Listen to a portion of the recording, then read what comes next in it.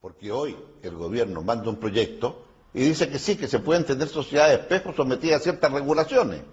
O sea, después de lo que ha pasado, mandar un proyecto así, ¿usted cree que me habrían aprobado un proyecto como el que usted quiere? Ahora, a lo mejor deberían haberlo mandado y en buena hora. Mientras más oportunidades de estudiar podamos ofrecer, vamos a tener más garantías. Un país más educado es un país más rico. Un país con más futuro. Este protocolo sella el compromiso de la concertación con los temas de la institucionalidad, al dar prioridad a escuelas y liceos públicos, una nueva estructura que permita superar los problemas de Contento, señor, contento. Si estamos, nunca perdió esperanza, siempre la tuvo. No se nos puede quemar el pan en la puerta del horno. Nosotros somos partidarios de un sistema mixto de educación, financiado por el Estado, gratuito y que garantice a todos el acceso a una educación de calidad. Todos quisiéramos que la educación, la salud y muchas cosas más fueran gratis para todos. Pero yo quiero recordar que al fin y al cabo nada es gratis en esta vida. De universidades en el ámbito privado que tienen fines de lucro, que se lucran, lo cual es absolutamente legítimo,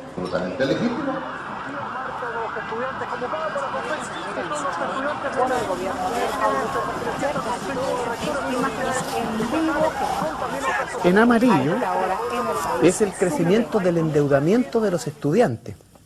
Desde la famosa Revolución Pingüino, 2006, básicamente se multiplicó por 28 veces el endeudamiento. Por ejemplo, que cuando un estudiante sale de la Universidad Andrés Bello en medicina, sale con una deuda de 25 millones de pesos y en 20 años tiene 46 millones de pesos de deuda. O sea, esta cosa es totalmente descabellada. La primera respuesta que viene es que no hay dinero para eso. Eso es absolutamente falso, eso es faltar a la verdad de manera criminal, diría yo. Chile se permite el lujo de regalarle 25.000 millones de dólares anuales a las empresas multinacionales que trabajan en el cobre para que generen utilidades, y no puede darle 20.000 dólares a un estudiante, a una familia en Chile, para que eduquen a sus hijos en la universidad durante 5 años. El lucro y el derecho no son compatibles, lo he dicho varias veces, son matemáticamente incompatibles, porque cuando yo quiero lucrar, lo que hago subir lo más que puedo el precio y bajar lo más que puedo el costo. Y el costo siempre es calidad. Y en la educación el costo es precisamente la buena formación, pagarle bien a los profesores, buena infraestructura, buenas bibliotecas, menos estudiantes por profesor. Y cuando yo quiero consagrar el derecho a la educación, lo que tengo que hacer es bajar a cero el precio de venta, porque cualquier precio que ponga es una barrera a la entrada de alguien. Alguien no lo va a poder pagar. Pero eso no basta. También tiene que ser buena la educación, buena la formación. Y eso requiere inversiones, altas inversiones. Y entonces el costo tiene que ser alto, ¿no? Es precisamente lo inverso. Entonces cuando hay algunos que dicen si el problema no es el lucro, sí señor, el problema es el lucro. No es la calidad, es que la calidad de la educación, mientras más lucro haya, menos calidad vamos a tener. Y en el espíritu, con la Universidad del Desarrollo, obviamente no, porque es una institución sin fines de lucro. No ganó plata. Y no tengo ninguna relación con la Universidad del Desarrollo. Eso lo aclaró, pero usted no ganó plata con la inversión en la inmobiliaria. ¿Con la Universidad del Desarrollo? No. Perfecto. No queremos comisiones que al final no lleguen a nada. Señor Joaquín Lavín, los estudiantes de Chile, en pos de la educación pública, exigimos su renuncia. Como una postal del clima que reina en torno del Palacio de la Moneda, funcionarios de la Moneda. Nos duele el alejamiento del ministro de Educación, Felipe Bulnes. Acusación, 20 votos a favor, 18 votos en contra. 18 votos en contra, ninguna abstención, ningún Harald Beyer en este momento ha sido destituido. Yo quiero recordar que cuando asumió Patricio Aylwin, cuando se fue Pinochet y asumió Patricio Aylwin, comenzó la concertación, la producción de cobre estatal era del 70% versus el 30% de la producción privada. Cuando se fue Bachelet, es decir, cuando terminó la concertación en el gobierno, era exactamente al revés. 30% de producción estatal, 70% de producción privada. Se habían invertido los papeles totalmente y por lo tanto hubo un proceso de privatización de las minerías. En Chile se permite pasarle 9.000 millones de dólares, además con un crédito japonés. ¿Y por qué no usamos los recursos que tiene el Estado de Chile puestos en bonos del Tesoro norteamericano que son absolutamente riesgosos? Entonces nos estamos endeudando, no estamos usando el capital, nadie entiende esta operación. Ahora, ¿por qué Chile paga esto? Lo que hizo la concertación con el cobre, el daño provocado por la concertación con lo que hizo en el cobre, no ha existido en la historia de Chile algo peor. Pueden ustedes recorrer ni siquiera la pérdida del salitre. Es tan grave como lo que se perdió en estos 20 años con las políticas de la concertación. Durante la época de Allende, el capital extranjero controlaba como el 12% de la economía chilena. Hoy día controla más del 80%. Y en esa época hablábamos de imperialismo, y ahora nada. Entonces, en ese sentido, la concertación ha hecho un trabajito siniestro, ¿no? Que es conseguir que este modelo neoliberal, que ha desnacionalizado la economía en gran medida, se haya mantenido sobre pretexto que es democracia, ¿verdad? Y ha legitimado un modelo que nació ilegítimo. Entonces, si Salvador Allende resucitara y tuviera nuevamente la peregrina idea de nacionalizar el cobre, según el Código de Minería del señor José Piñera, habría que pagarle a los dueños de las minas, a los dueños a las multinacionales, el valor presente, o sea, el valor hoy día del flujo futuro de todas las utilidades que ganaría con la explotación del mineral hasta la extinción del mineral. ¿Saben cuántos años tiene eso? 30 años. Y ustedes recién lo vienen sabiendo. Pero a nosotros eso no nos importa porque lo vamos a hacer igual. Y lo vamos a hacer igual porque da lo mismo que nos lleven al CIADE, a las Cortes Mundiales de Derechos de los Inversionistas, y nos amenacen con todas las penas del infierno, lo vamos a hacer igual, ¿no? Porque lo hicieron en Bolivia, y los llevaron al CIADE también, y después tuvieron que desistirse.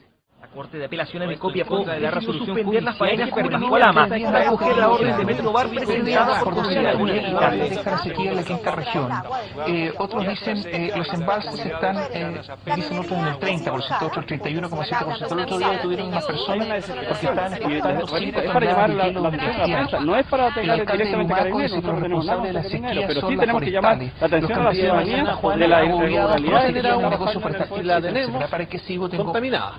Un montón de material sobre el... Bueno, respecto del agua hay que terminar con esa monstruosidad que es el Código de Agua, ¿no? Un invento para arear de la dictadura, ¿no? Un invento para el negocio, un invento para el lucro. Convirtieron el agua en un bien de mercado. Hoy día en Chile, a las puertas de Santiago, hay gente que hace sus necesidades en bolsas de plástico, no sé si ustedes sabían eso, que no tienen agua, no disponen de agua, pero las productoras de palta sí tienen agua. Y tienen derecho a usar el agua. Obviamente el criterio regulador es el derecho al agua para las personas, para las comunidades humanas, para las comunidades campesinas, para la pequeña agricultura, para el desarrollo de las actividades económicas que funcionalizan su actividad en torno a las necesidades de las personas y no de las mega empresas agrícolas ni de las mega empresas ¿Usted no cree bajo ninguna perspectiva en el rol subsidiario del Estado? No, de ninguna manera. Me parece que ese es el gran invento, mefistofélico invento neoliberal, que me parece que debe ser erradicado de la faz de la tierra. Es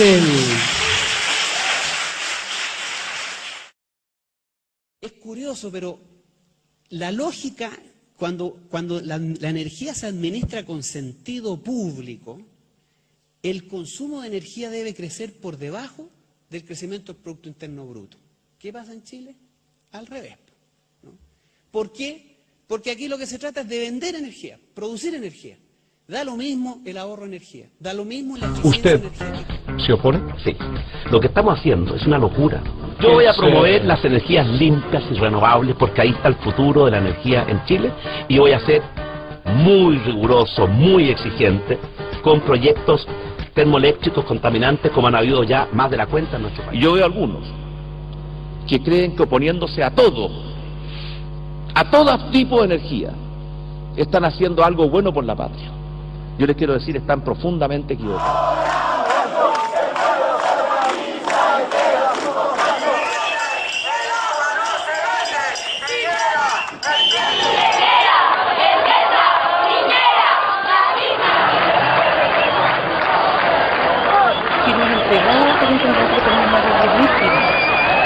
Esta es la tercera entrega y hasta la fecha el intendente... Esto es profundamente antidemocrático.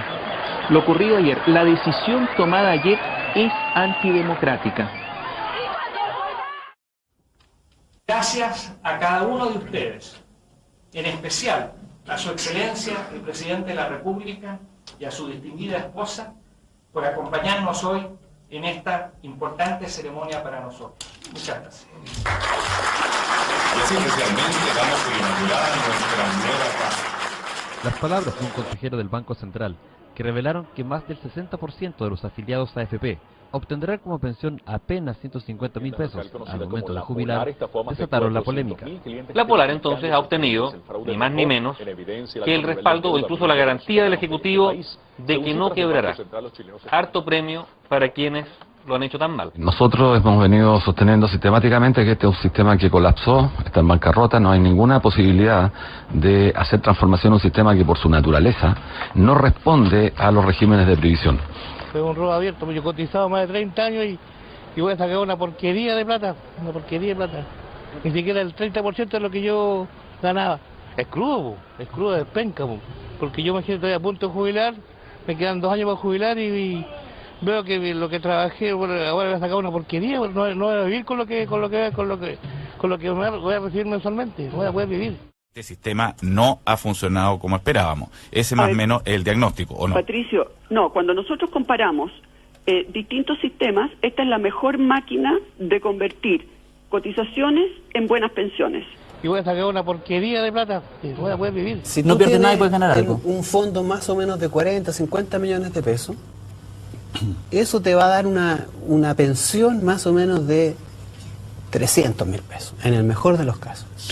Si tú tomas esos 50 millones y te compras 2 departamentos en el centro de Santiago de 25 millones, te van a dar por lo menos 200 cada uno, son 400. Y vas a tener una pensión asegurada y permanente. Y más encima la propiedad, digamos. Y más encima la propiedad que se la va a dejar a tu hijo. El sistema no sirve para nada. Llevan 32 años lucrando. Todos los años aumentan sus utilidades, 30. El año pasado fue un 40%. 40% aumento de las utilidades. Y las mismas AFP le dicen a usted que el 60% de los trabajadores va a jubilar con una pensión inferior a los 100.000 pesos.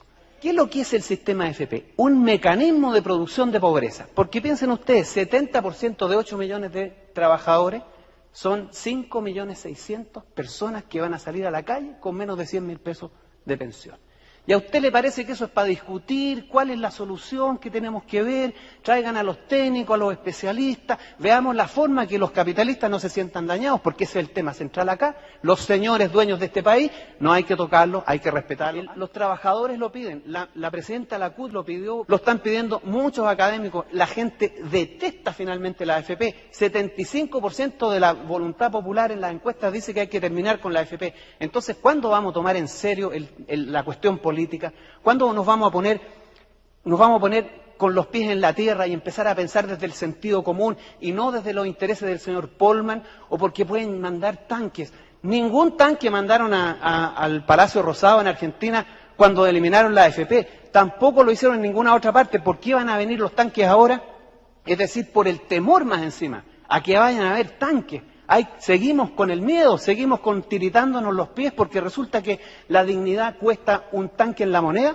Aunque cueste un tanque en la moneda, aunque cueste lo que cueste, la dignidad de los trabajadores no se debe alcanzar.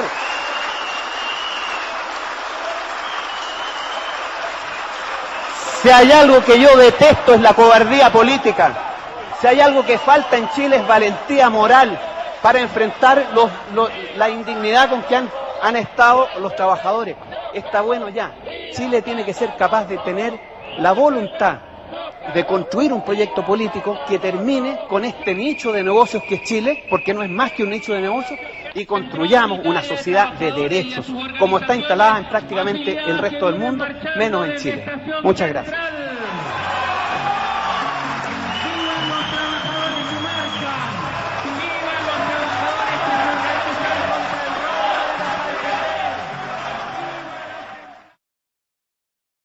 De los intereses de los trabajadores de nuestro país. Primero, un sistema de pensiones que nunca hemos estado de acuerdo, producto que fue impuesto en un sistema dictatorial, por lo tanto queremos un sistema de pensiones que nosotros podamos optar. Tenemos un problema del Código del Trabajo. Queremos negociación colectiva para todos los trabajadores para poder poner en equilibrio entre el sector empresarial y el mundo del trabajo. Y también poder ser mucho más equitativo en la repartición de la riqueza, va a ser la única forma de poner equidad. Había una reunión, pero fíjense cuando pasa el presidente. ¿Qué les dice? Sí, sí que me han enviado una carta, la voy a leer con mucha atención, el intendente se la va a recibir. Bueno, con esa prepotencia, a pesar de que habían confirmado el encuentro con el mandatario, Piñera los dejó plantados. En términos concretos y de legislación comparada, Chile tiene hoy día una negociación colectiva circunscrita al espacio de la empresa, derecho a huelga donde se puede reemplazar a los trabajadores, búscame otro lugar en el mundo donde exista eso. Y porque incorpora los tres desafíos de nuestra educación: calidad, acceso y financiamiento. Sobre esta reforma se había hablado mucho.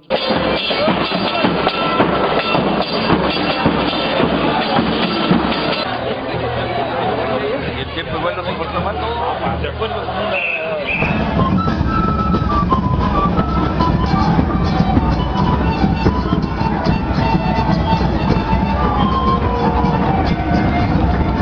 Claude, hoy día usted marchó, fue invitado hasta el hemiciclo, al discurso, no ingresó al Congreso, prefirió quedarse en las calles en Valparaíso. Así es, bueno, porque nosotros lo hemos dicho, este proyecto nace ahí, nosotros no representamos, somos parte de ese movimiento, ese es nuestro lugar natural. ¿Qué le gustó, qué no le gustó de la cuenta pública del presidente Piñera? Bueno, mira, cuando él te dice, mira, $20.000 per cápita, lo presenta como un éxito, cuando debería presentarlo como un fracaso. El 99% de los chilenos tiene un ingreso per cápita de $720. Un 1% tiene un ingreso per cápita de $31.000 y el 0,1% más rico de $170.000. ¿Cómo va a ser un éxito que te digan que el ingreso per cápita en Chile es $20.000? Que el país crece al 5,6%, está entre los 10 países más ricos. Cuando Chile crece, crece Angelini, crece Luxic, crece Mate, pero los trabajadores no crecen. Cuando tú tienes que el 60% del ingreso promedio de una familia es de un banco, cuando 9 de 10 chilenos no terminan el mes con sus ingresos, cuando la mitad de los trabajadores gana menos de 220.000 pesos, cuando el 60% de los que se va a jubilar va a terminar con una pensión inferior a los 100.000 pesos, cuando ni siquiera los que están en la ISAPRE pueden tener asegurada la salud, entonces en materia social no estamos precisamente muy bollantes, porque el problema del salario mínimo es absolutamente viciado. El salario mínimo en Chile no te alcanza ni siquiera para la línea de pobreza. Tú sabes que la línea de pobreza está en 64.000 pesos. Claro, por persona. 4 personas que dependan del salario mínimo no llegan ni a la línea de pobreza. Entonces uno tiene que preguntarse, a ver, ¿qué economía es esta? Porque resulta que si los salarios entonces no permiten pagar ni siquiera el salario de pobreza, entonces esta economía está muy mal. El 80% de las familias viven endeudadas. O sea, quiere decir que el 8 de 10 familias no llegan a fin de mes con sus ingresos. Entonces uno se pregunta, pero a ver, que alguien me explique este absurdo de la economía más descollante de América Latina, que tiene a sus trabajadores viviendo en esas condiciones y no puede subir el salario mínimo. Lo que hay que tener presente acá es que el salario es una relación política, no es una relación técnica. Es decir, es el resultado de una disputa entre el trabajo y el capital, por cómo se reparte el ingreso que genera capital y trabajo. No, en consecuencia, el problema central acá es que el salario es bajo fundamentalmente por la prácticamente despreciable capacidad política que tiene el trabajo para pelear por una repartición más justa. Estamos planteando que hay que terminar con el Código del Trabajo. Este Código del Trabajo que niega el derecho a huelga de los trabajadores. Y además no tiene la posibilidad de fortalecerse en un solo sindicato. Si los empresarios tienen la mala práctica del multilingüismo, a nosotros nos parece que todo eso tiene que cambiar. Y no, amigo, lo felicito, primera vez que veo un candidato jugándomela por el pueblo. Después de Allende. Una buena onda. ¡Adelante!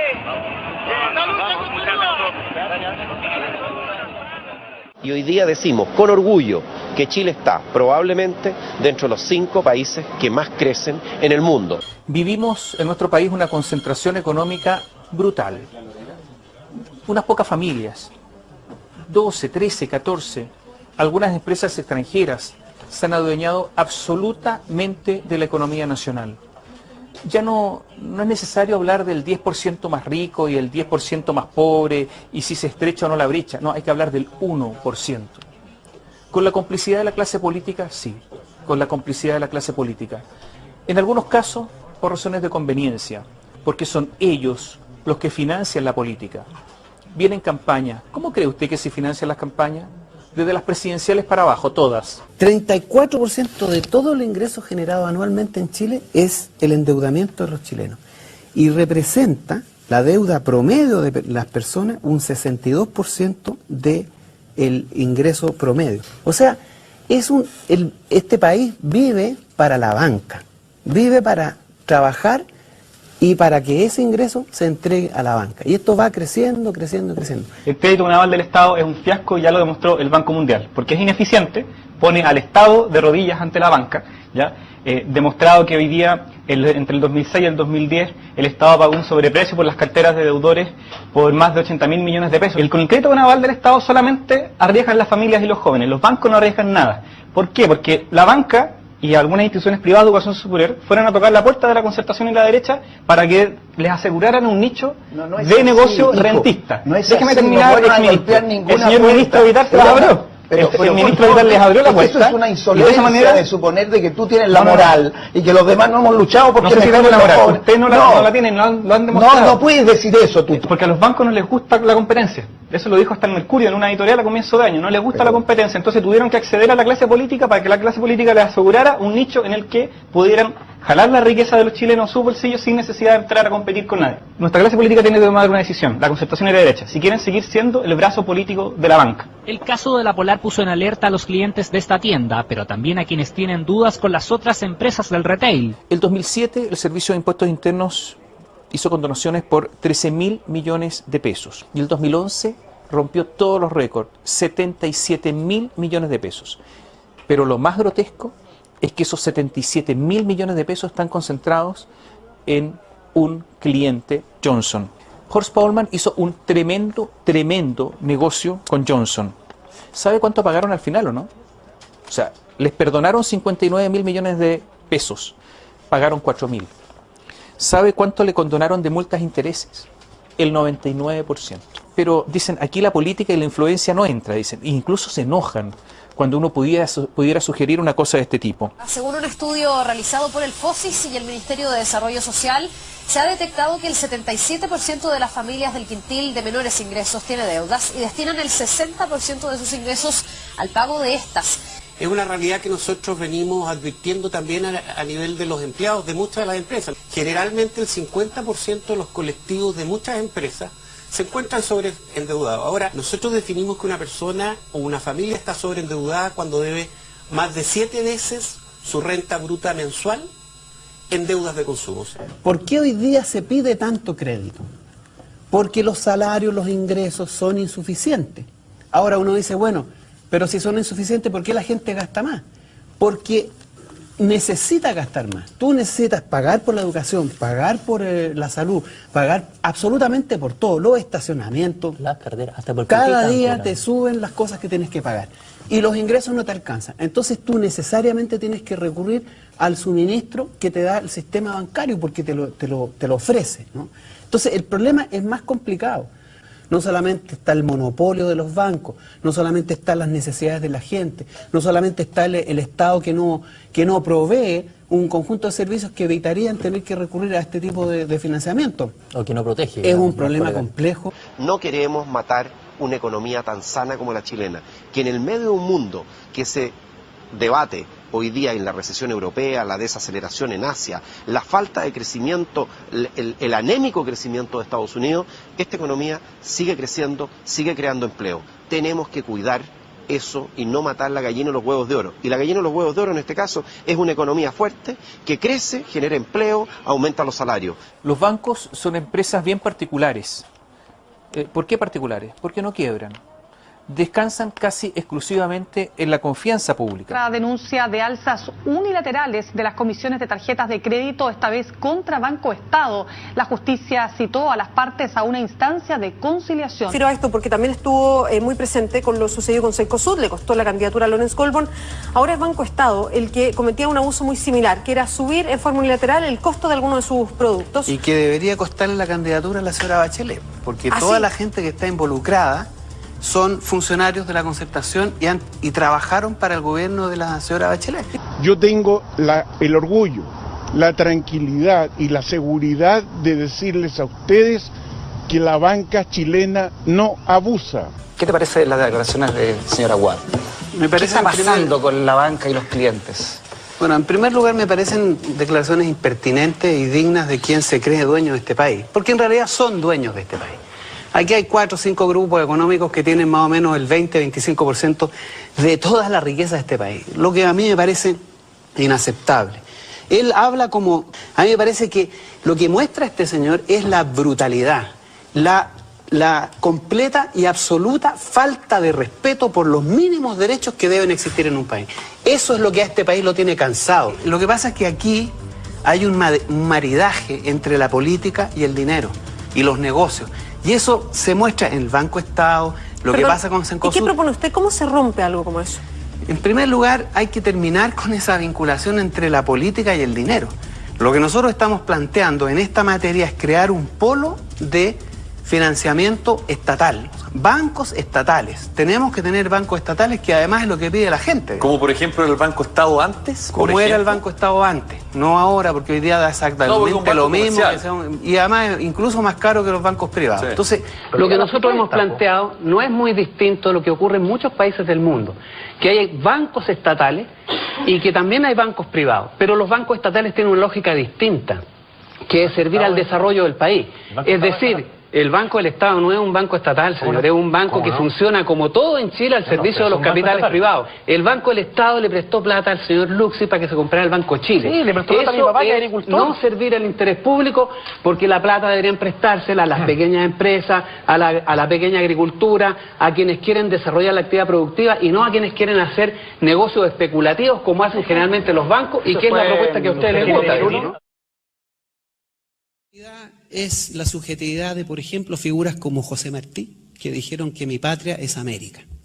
Yo me siento profundamente boliviano, uruguayo, argentino. Un estado superior para nuestros pueblos pasa por la integración política, económica y social de América Latina.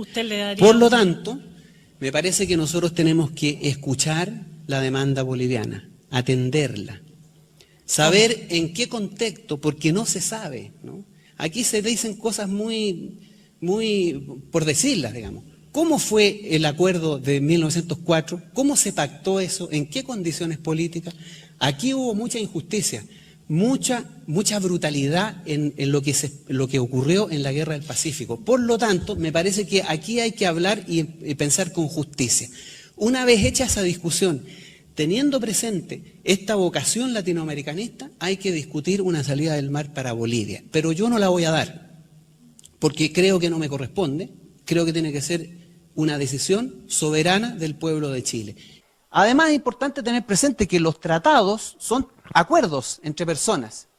Una de las partes no quiere continuar con el acuerdo, entonces es de mérito revisar el acuerdo. Y hoy día Bolivia está planteando revisar el acuerdo y me parece que nuestra actitud debe ser, obviamente, a estar dispuesto a discutir eso. O sea, usted a priori no le daría un territorio con soberanía a Bolivia para pasar al Pacífico. Yo como persona sí, soy partidario de esa solución, de darle salida al mar a Bolivia. Como presidente tengo que responder a la voluntad popular. En realidad la discusión filosófica, la discusión religiosa o científica sobre esto no tiene ningún sentido en el país en que estamos viviendo. Aquí no hay ningún derecho consagrado. Un niño cuando nace ni siquiera tiene el derecho a que sus padres cuiden de él, porque están 12 horas trabajando. Fíjense que los datos que tenemos es que por familia ya en Chile trabajan 2 personas, o sea, el padre y la madre están trabajando, están fuera de la casa y trabajan 12 horas por salarios que no les cubren las necesidades. Entonces, ni siquiera el derecho a ser cuidado, atendido y bien tratado por sus padres está asegurado en esta sociedad. Y dada la crisis matrimonial que existe también, precisamente por una sociedad enferma, ¿no?, llena de automedicamentos, depresiones, angustia, crisis de pánico que han explotado eso como factor de enfermedad colectiva, entonces la responsabilidad por la nueva vida siempre recae sobre la mujer, mayoritariamente, de manera importante. Entonces, si el Estado, que debe tener, porque el Estado no es un funcionario público, hay que entender esto, ¿no? El Estado es la expresión de lo colectivo, ese es el Estado. Y si nosotros como país no asumimos la responsabilidad sobre la nueva vida, si no le aseguramos nacer en un lugar decente, si no le aseguramos la salud, no le aseguramos la educación, no le aseguramos ni siquiera el derecho a comer, porque si sus padres no tienen trabajo no hay nada que le cubre sus necesidades de alimentación básica y primaria, entonces, ¿con qué derecho el Estado le exige a esa persona, a la madre, que se haga 100% cargo de la nueva vida? Si yo le doy la obligación, entonces le doy el derecho a elegir. Por eso nosotros planteamos que debemos despenalizar el aborto en general y legalizar el aborto terapéutico en particular. Y cuando esta sociedad sea más responsable, cuando efectivamente seamos una sociedad de derechos, ahí empecemos esa discusión filosófica, ética, moral, religiosa, que en esta circunstancia no tiene ningún sentido, porque finalmente, si no nos hacemos cargo de la vida, porque la vida no es solo responsabilidad del padre y de la madre, todos somos responsables colectivamente de la nueva vida. Si no hacemos eso, entonces no tenemos ningún derecho a instalarle a las mujeres la obligación de cubrir 100% las necesidades de la nueva vida y hacerse cargo por ello. Bueno, mira, yo creo que es importante hacer una distinción acá. Esto del matrimonio no es solamente la cama, por si acaso, ¿eh? Las relaciones amorosas incluyen el sexo, el afecto, el cariño, el acompañarse, el tratarse bien. En eso el Estado no tiene nada que meterse. Pero lo que sí tiene que hacer el Estado es regular los derechos de las personas. El matrimonio legal es una sociedad. El Estado tiene el deber de regular y de resguardar los derechos de las personas que están involucradas ahí. Por lo tanto, nosotros tenemos que avanzar progresivamente a que esos derechos de todos, heterosexuales y otros géneros sexuales, también sean considerados. Yo no sé si sea necesario explicar mucho eso, pero a mí me parece que no es un hecho grave, no está demostrado que sea nocivo para la salud humana, incluso tiene beneficios terapéuticos. Entonces hay que despenalizar, a mi juicio, el consumo de la cannabis que se hace privado, independiente. Y obviamente a mí me parece que para uso medicinal eso tiene que estar arreglado y permitido y administrado, obviamente, con la regulación que el Estado debe tener sobre ese tipo de prácticas. El régimen militar fue el que propició llegar a la democracia y el que lo logró. Y terminó el régimen militar y empezó la democracia. Recibieron el poder del general Pinochet en el día y a la hora señalada. Ni un día antes, ni un día después. Y lo recibieron dentro de la Constitución que nosotros elaboramos. El presidente Pinochet efectuó el juramento ante un crucifijo y un ejemplar manuscrito de la nueva Constitución.